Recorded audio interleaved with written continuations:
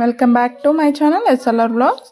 ఫంక్షన్స్లో మటన్ కర్రీని ఎలా తయారు చేసుకోవాలో చూపిస్తాను. ముందుగా ఒక పెద్ద పాటి గిన్నెను పెట్టుకొని దాంట్లో మటన్కి సరిపడా ఆయిల్ వేసుకోవాలి. ఆ ఆయిల్ హీట్ అయ్యాక మనం ముందుగా 1 కేజీ వరకు ఆనియన్స్ని కట్ చేసుకున్నవి వేసుకొని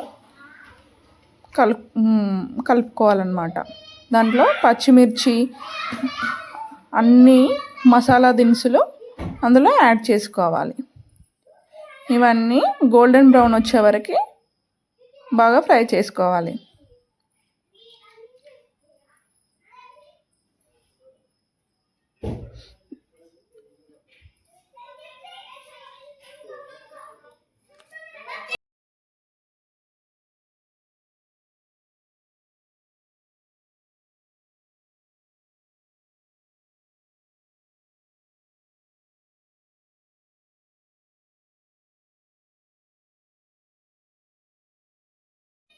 అలా గోల్డెన్ బ్రౌన్ అవుతుంటుంది. దీంట్లో కట్ చేసిన పుదీనా, కరివేపాకు, కొత్తిమీర, పసుపు, జింజర్ గార్లిక్ పేస్ట్ ఇవన్నీ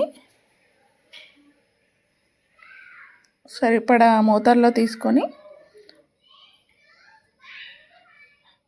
ఆయిల్లో యాడ్ చేసుకోవాలి. ఇలా అదే జింజర్ గార్లిక్ పేస్ట్ మంచిగా ఫ్రై కానివ్వాలన్నమాట. అదే అడుగు మాడకుండా కలుపుతూ ఉండాలి. దాంట్లో రుచికి సరిపడే కారము, ఉప్పు 2 వేసుకొని కలుపుకోవాలి. ఇది కొంచెం డిఫరెంట్గా చేసినారండి.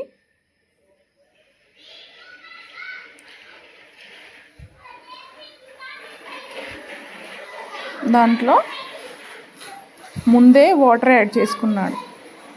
మనం ఇంట్లో చేసుకుంటే మాత్రము మటన్ యాడ్ చేసుకొని మటన్ కొంచెం నీసు వాసన ఆ వాటర్ అంతా పోయినాక మనము వాటర్ యాడ్ చేసుకుంటాం. కానీ తిని వేరే స్టైల్లో చేశాడనమాట. అదే మంచి కలర్, మటన్ మంచి కలర్ కోసం ప్యాకెట్ బయట నుంచి తెచ్చిన కారాన్ని కూడా యాడ్ చేశాడు. ఇప్పుడు మటన్ని మంచిగా కడిగి పెట్టుకొని దాంట్లో వాటర్లో యాడ్ చేసుకోవాలి.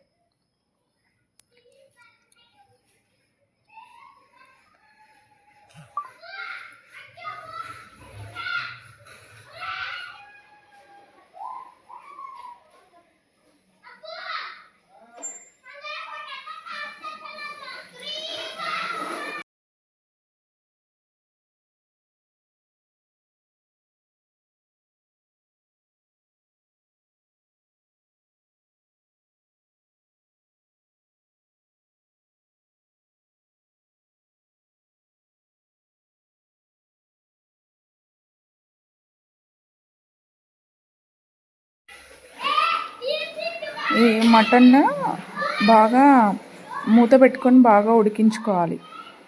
మటన్ ఉడికిందా లేదా అని చెప్పి తిను ఒక ప్లేట్లో వేసుకొని చెక్ చేస్తున్నాడు అన్నమాట. ఇలా ముందుగా వాటర్ వేసి చేస్తే ఏంటంటే ముక్కలకి వాటర్ అంతా దాంట్లో పట్టి బాగా మంచి టేస్ట్ వస్తుందంట. ఇప్పుడు మసాలా కోసము గరం మసాలా, ధనియాల పొడి, కొబ్బరి పొడి,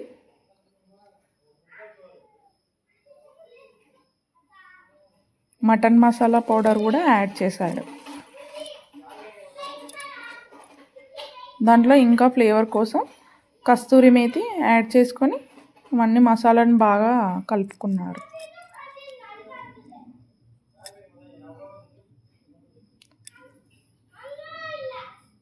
ఇలా కలిపిన మిశ్రమంలో కొంచెం చింతపండు రసాన్ని కూడా యాడ్ చేసుకున్నాడు అన్నమాట.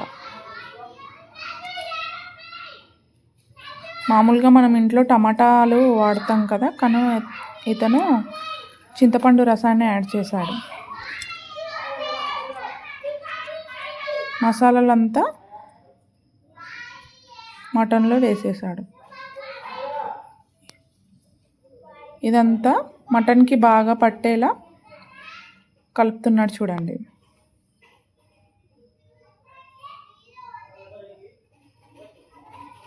మ్యాక్సిమం మటన్ మొత్తం ఉడకడానికి వచ్చింది.